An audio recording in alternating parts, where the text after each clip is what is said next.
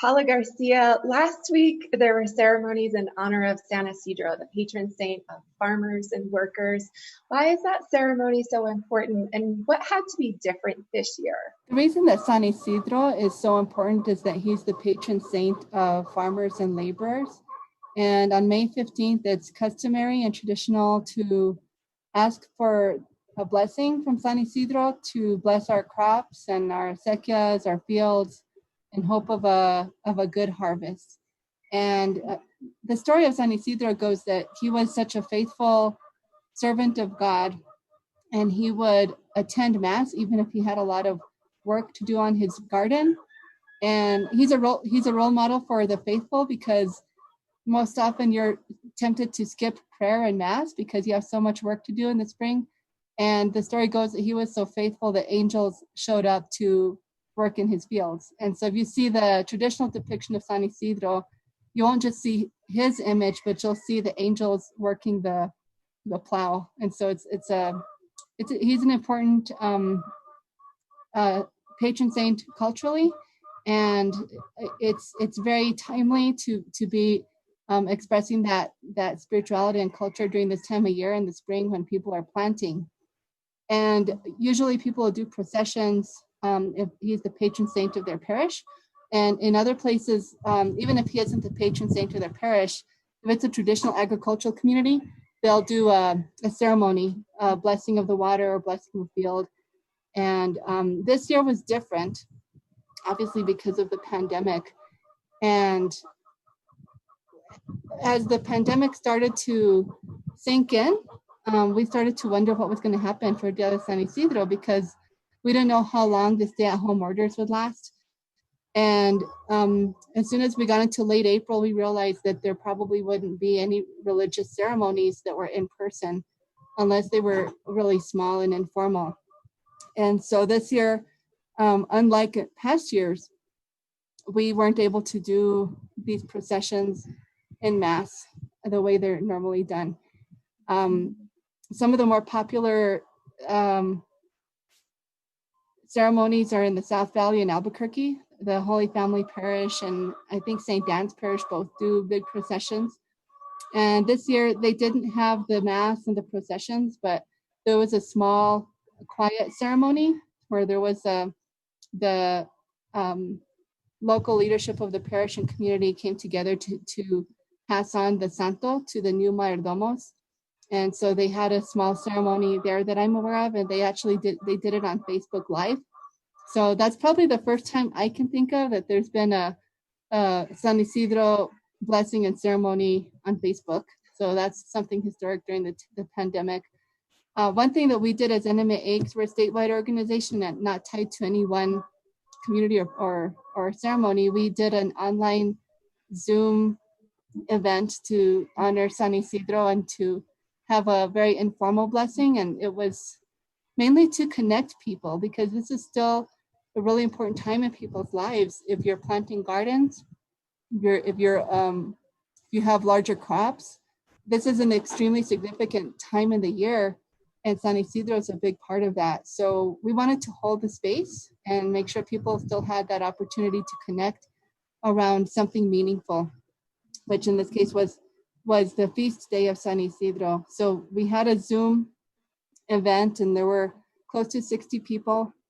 We had musicians. One important thing that you hear traditionally at these ceremonies is the alabanza, the San Isidro. And the alabanza is usually something that you would hear with a hermandad, the penitentes in the communities. But it's also something that has become more traditional as part of San Isidro blessings. So an alabanza is like a long prayer that you sing a cappella. And so that we had that, and we had some wise words and blessings from elders. And we also had a person who's a mayordomo of a parish or a small chapel in Santa Fe talk about what they normally do for their blessing. So we tried to make it more of a storytelling session and to keep the tradition alive, even if it's virtual, in the hope that by next year we can resume the tradition. Right. So we often talk about acequias and acequia communities in New Mexico as symbols of resilience. And I think they're more than symbolic as well. And especially as we're all home these days because of COVID-19 and thinking more about our food and where it comes from and who grows it. What lessons do acequia traditions and acequia communities have for all of New Mexicans? Acequias are more important than ever because the traditions of staying close to the land and of taking care of the water have suddenly come into the limelight because of the importance of local food systems. And for people who have lived their lives in a way that they could stay connected, it suddenly has been a very revealing time because the industrial food system is showing its flaws, and there's actually cracks in what people call the supply chain for the global and industrial food system, and there's a lot more consciousness or awareness about where our food comes from. And for acequias, this has been a lifelong awareness. It's something that we've always believed that local food systems are always important. They've always been important to us. And now with the pandemic and renewed focus and attention on the importance of local food systems, I think that there's broader awareness that it is important to keep our farmland intact and not developed over. It is important to keep water and agriculture because growing food is important, not just from a cultural standpoint, which is something we do make the argument all the time, but that there's a real purpose to it, that we do have the potential to grow food locally. And when the more industrial supply chain, it runs into problems, local farmers are having an easier time adapting to local needs, and they're not as susceptible to those vulnerabilities that are in the industrial food system.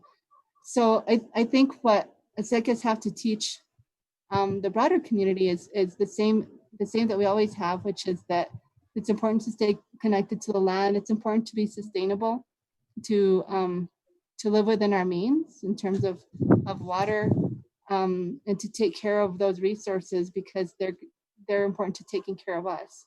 And our ability to live here, our viability as communities is connected to our ability to, and our intention to be good stewards of our land and our water, and that it's all connected.